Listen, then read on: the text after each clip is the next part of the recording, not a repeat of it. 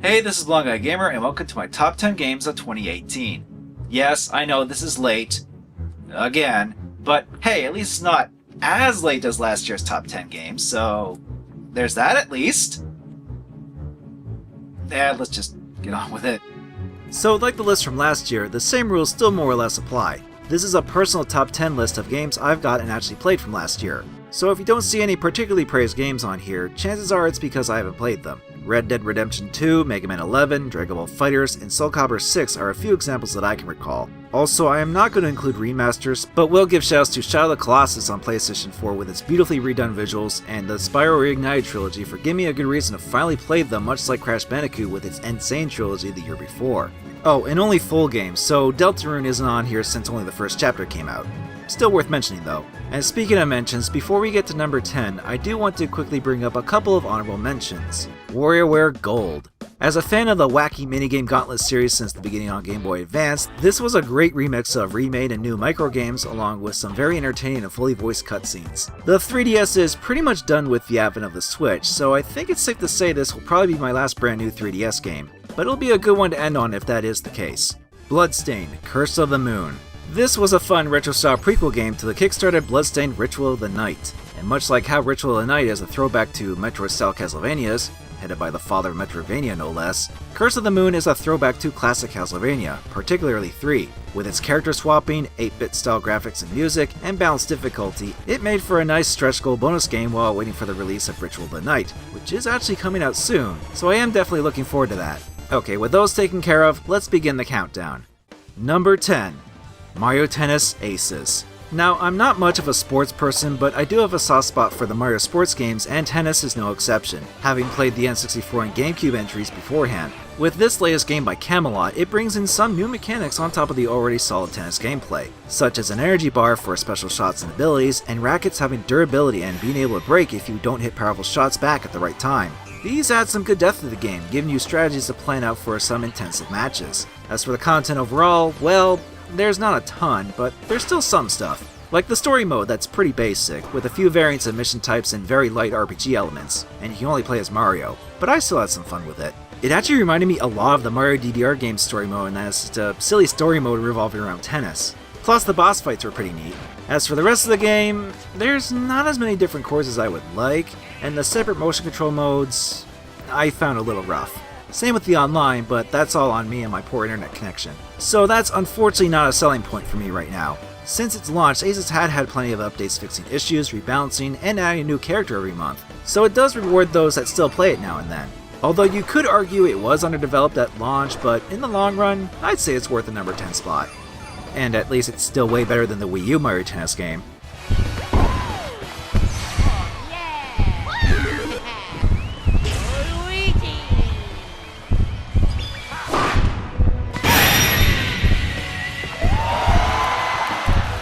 Set and match receiver. Number 9. Tetris Effect. I've been playing Tetris since the original Game Boy version, and as a veteran of the famous drop-down puzzle game, I can easily say that Tetris Effect is a very good version of Tetris. The visual and audio presentation alone make this game, and while I still don't have a VR headset, I've heard firsthand that it actually does add to the experience. Pretty sure if I did, it would have likely made the game go up higher on the list, but even without that, it can still put you in the zone. In fact, that's the name of a mechanic where you briefly freeze time and rack up as many lines as you can. I had a lot of fun playing through the single player with all its different themes it plays, and even though you can breeze through it, there are plenty of other modes to mess around and get high scores in. And given the endless addictive nature of Tetris, it's something you can easily keep playing and ranking up on. This year's Tetris 99 is a fine addition for a multiplayer style Tetris, but if you're looking for a great single player version, then I can't recommend Tetris Effect enough. I should really get VR for this.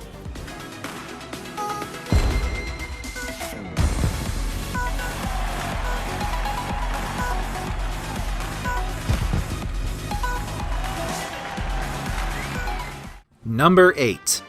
Dragon Quest XI. While I am more of a Resident Tales of fan, I do play other JRPGs, whenever I actually get around to them, and since I've only played the demos of Octopath Traveler, my traditional RPG pick from 2018 is Dragon Quest XI. Despite having only played through the very first NES Dragon Quest and dabbling a little into 8, I found 11 to be quite a good entry in the series. And yes, this is the PS4 version, so I know the synthetic music here isn't the best, though I actually didn't mind it much personally. It did help that the rest of the game was still very well made, with this traditional but very functional combat, an engaging story with entertaining characters and plot twists along the way, and a sprawling world to go through. I haven't gotten super far into the game yet. Hell, last I played, I only just got to the part where you can more freely explore the world on boat. But the game so far has been very engaging, introducing new things at a good pace, and the drive to find treasures and make better equipment through forging really wanted to keep me going. Oh, and there is still just as much groan-inducing wordplay that the series is known for. Also, a Switch version did get announced with new content, including proper orchestral music. However, I'm not sure if I want to jump to that having already spent time on the PS4 version just for the sake of a more definitive version. Either way, I'm glad to have at least played a part of this revered series entry. Let's heat things up!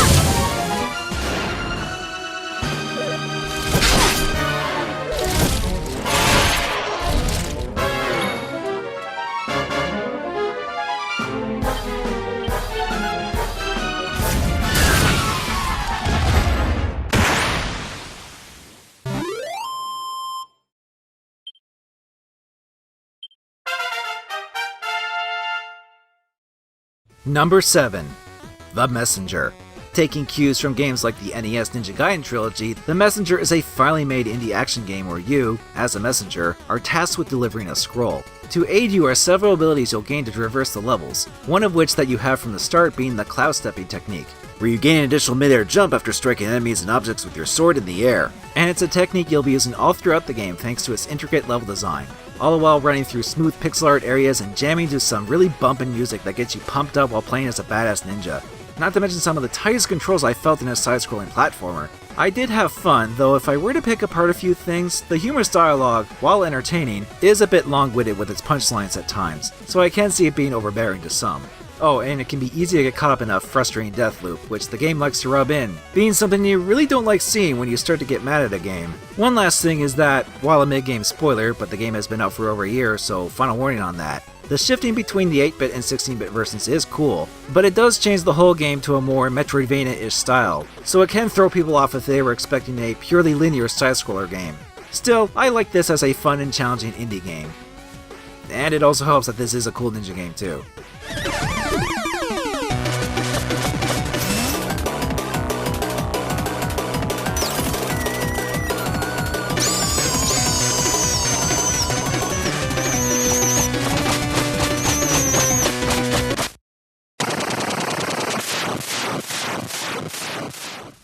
Number 6.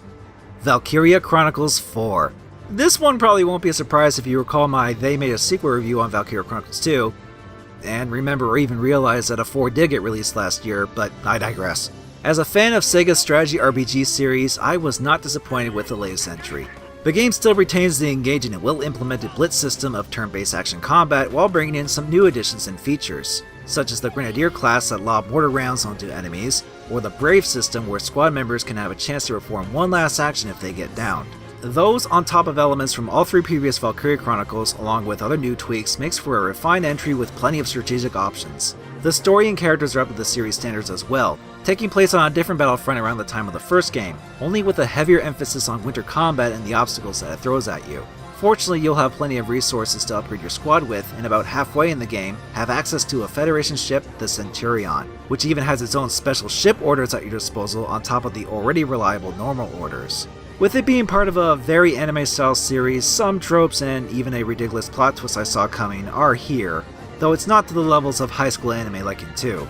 Although one aspect from 2 that was brought over well was the squad story missions, where after using certain squad members enough, you can do those and get their best battlefield potentials in sets of 3, not only improving them but also giving good character development for squad mates besides the main ones. That and the canvas engine visuals and music are just as good as the rest of the games, even if this only runs at 30 FPS on consoles. But hey, the physical versions do come with these controller stickers. It has a Shiba on it. Also, the music does reuse some old tracks fairly often, but those are minor complaints. If you enjoyed Valkyria Chronicles 1 and are among those that haven't played any of the others, then I do recommend 4 if you want some more fancy World War II-esque strategy action. That's not just on PlayStation handhelds. Or has it come out at all and you'll need a patch of fan translation? or that one spin-off that hardly anyone, not even me, has played and is prime Black Sheep review material for my videos. Regardless of the not blockbuster sales forgot, I am still glad we got a very solid console entry to a series that has deserved one since the first game.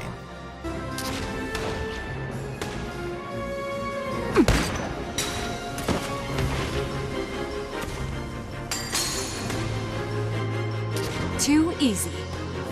They might be soldiers after all. Number 5. Celeste. While another indie side-scrolling platformer, Celeste more than stands out for its qualities as a very memorable and engaging game. In it you play as Madeline, a young woman embarking on climbing the titular mountain in order to overcome her anxieties. That alone makes her quite possibly the most relatable video game protagonist. Thankfully, Madeline can cling on to and climb walls for short periods and has a versatile dash ability to traverse the precarious mountain pass. This is one of those instant death platformers, yet with plenty of checkpoints and even an assist mode option, it is an approachable one. What really stood out for me was the platforming elements this game gives you in every level, introducing them in well-designed ways and utilize them to the fullest to show what this platformer can do. The controls are good too, though I did have some issues with diagonal ups at times, which may stem from primarily using the Switch's Pro Controller D-pad, and it can get a little frustrating when needing precision and constantly dying because of that, especially if you try and go for those optional strawberry collectibles, but I still found it quite a satisfying game to play. The game looks nice with its style of pixel art and drawn character data portraits, the music fits the levels and moods perfectly, and the story and characters Madeline meets along the way are endearing, while also dealing with the subject of anxiety in a well-meaningful way. Heck, one aspect that's actually well thought out is a dark part of Madeline that constantly tries to stop her, both in the narrative and during gameplay. And if you want to really challenge yourself, there's unlockable B-side versions of levels that amp things up, and even harder C-sides, which I haven't even tried any of. But maybe one day if I really get good at this game. And maybe not use the Pro Controller D-pad. Whether you want a challenging platformer or an indie game with a great narrative and quirky characters, Celeste is definitely a game worthy of both of those.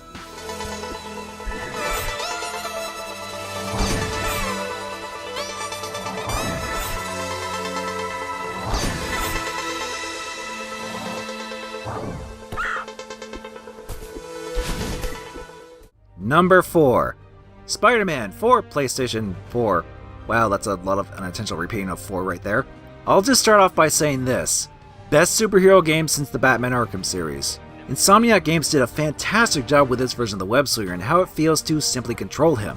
Just swinging around New York City is as exhilarating as you want it to be, and fighting goons is just as gratifying with the speed and abilities at your disposal, such as the spider sense being a universal dodging mechanic, or using various web gadgets to stun and incapacitate foes. And if you're a fan of anything Spider-Man, then this will be a treat from the story alone, as you deal with plenty of familiar adversaries and even some new takes on them.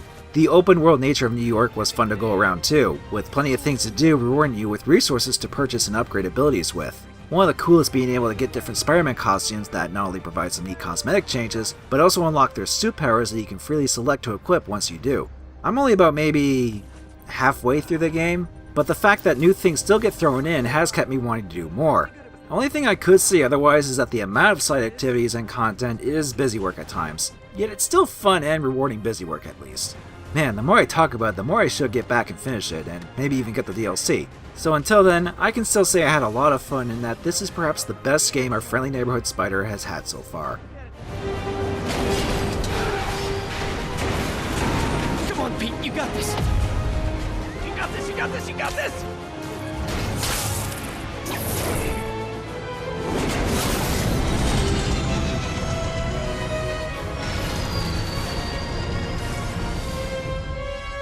Please don't screw this up.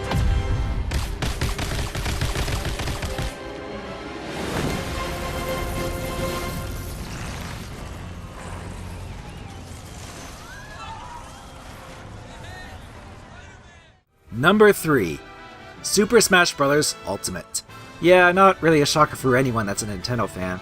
Having played every Smash Bros. Since the N64, I was naturally stoked for Ultimate. And it is in a lot of ways the ultimate Smash Bros. Game. From having all the previous characters including a few long requested additions, most of the stages, and a gargantuan amount of music to select and listen to.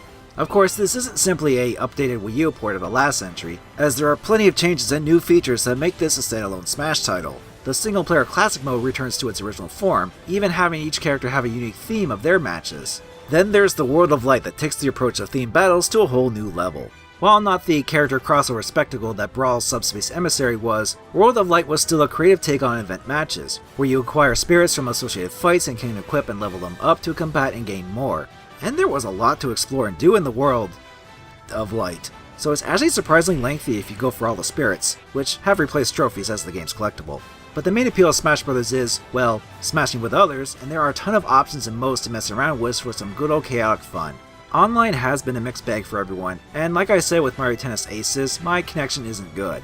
And while it's kind of playable for me, I still had quite a bit of lag on my part, but hey, it is better than the previous games online, even if that's not saying much.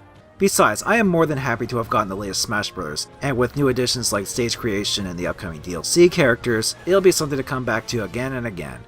It's also the only game where I can say I defeated a Monster Hunter Rathalos as Simon Belmont from Castlevania, so I feel justified in my pick just for that.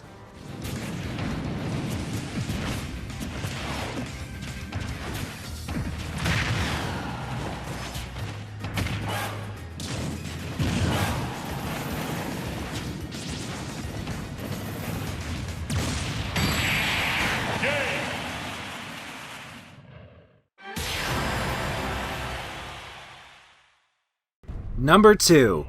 God of War. Say the line! Kratos. Boy. Joking aside, I really enjoyed the new God of War. If only for it being a fresh take on the series, and as someone who has played all the previous God of War games, it was sorely needed. Everyone was feeling the burnout after Ascension. Right off the bat, this iteration takes place in Norse mythology instead of Greek from before, where the series protagonist Kratos has settled down and even has a son Atreus. However, Kratos' wife and mother of Atreus has died and requested that her ashes be taken up to the highest mountain of all the realms. I just realized this is the third game on the list where your objective is going up a mountain. Maybe 2018 was the year of the mountain in games. Naturally, the quest for Kratos and Atreus won't be an easy one, as there will be many hazardous creatures and obstacles on the way, as well as getting some unwanted attention from some Norse gods. Thankfully, Kratos hasn't forgotten how to fight, as he now has a frost axe to not only attack with, can also aim to throw and recall right back to him with a simple button press. This ability really shows its usefulness in attacking from long range and area puzzles involving throwing the axe and freezing things in place. Even with a more direct third-person camera angle, the combat is just as brutal with visceral finishers that make for some intense gameplay. And Atreus holds his own and helps out in fights and puzzles with his bow too, making him a valuable extension of the game mechanics rather than something you need to constantly worry about. It was also nice to be able to explore areas during downtime and find all sorts of loot, which was used for the equipment and runic ability systems, adding some depth along with the experience points and skill upgrade trees. I got really hooked with this game, and even 100%ed it, I was that invested. The excellent visuals, voice work, and music also really showed how good the presentation qualities were, with the story being a nice change of pace with its take on the deep lore Norse mythology that you can find for world building, and having a more stoic yet very stern Kratos on a journey with his son and the bond and hardships that they share together. I cannot wait for a sequel, as this God of War really showed how to bring the series in a new light as a continuation of a beloved PlayStation series.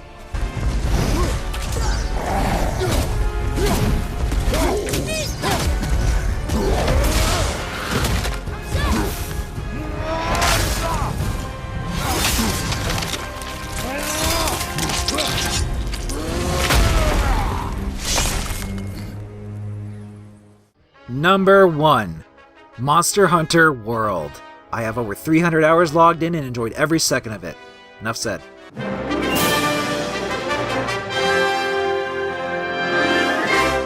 Okay, there is more to it than just that. I have been with the Monster Hunter games since Try on the Wii, and World is a really good entry. Perhaps even the best current game in the series just from its improvements that were made. The main gameplay loop of fighting giant monsters, both old and new, to get their material in order to craft better weapons and armor to take on bigger and meaner monsters is just as dynamic and addictive. But it's the new additions and fixes to the formula that make it much more streamlined, because in the old style of Monster Hunters, the designs were pretty archaic, some as deeply rooted from the original PlayStation 2 game. But in World, everything from quickly gathering materials to tracking down monsters to the mobility that has been completely overhauled for the better while keeping the core aspects that make the series fun. Even the character creation got an upgrade where my character actually looks like me, right down to the sideburns. Same with having my own cat as my pal buddy too. The new features like using a slingshot tool to shoot projectiles or grapple swing on targets, and the mantles that give various effects are great inclusions too. The Switch Axe weapon class that I use about 99% of the time got some nice buffs, but so did all the other weapons and are actually not too hard to figure out if you want to try them all. Oh, and one nice thing that was expanded upon was actually having a fully presentable story. I know that may seem like a silly thing to compliment when it's pretty basic otherwise, it's just that it's a big step up from the games before. Add the enriching environments thanks to this being a proper high-definition Monster Hunter game and the always good orchestral music, and you have a Monster Hunter game that's very worthwhile for old and new players. I know this kind of time sink game isn't for everyone and admittedly can seem a bit questionable to include this as a number one spot, but it really is my personal favorite game of 2018. And I'm sure that my friends that I hunted with online for most of those hours will agree. I mean, 2 of them had this as their number one game of the year on their videos as well, so I'm not alone. It's also proven to be the most accessible entry so far, even being the best selling game for Capcom ever. So if the old games didn't do it for you, this might. And with all the seasonal events, crossovers, and the Iceborne expansion coming this year, it'll be one game that I'll keep adding more hours into, because I love Monster Hunter that much.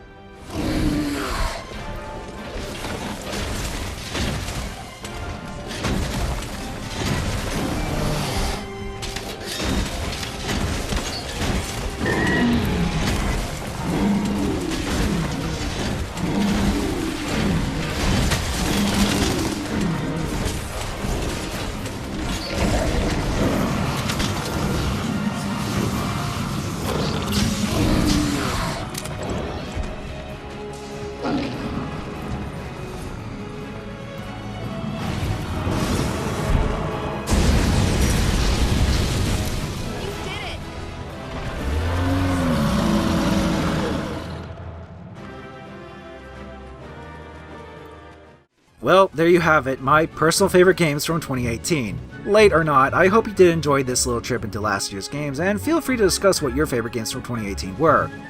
Within reason, of course.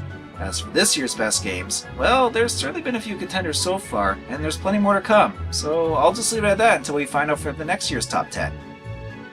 Okay, there is the Resident Evil 2 remake, but will that really be surprised that this will be on most people's top 10 2019 games lists? Yeah, I thought so. Anyway, I'll see you all in the next video.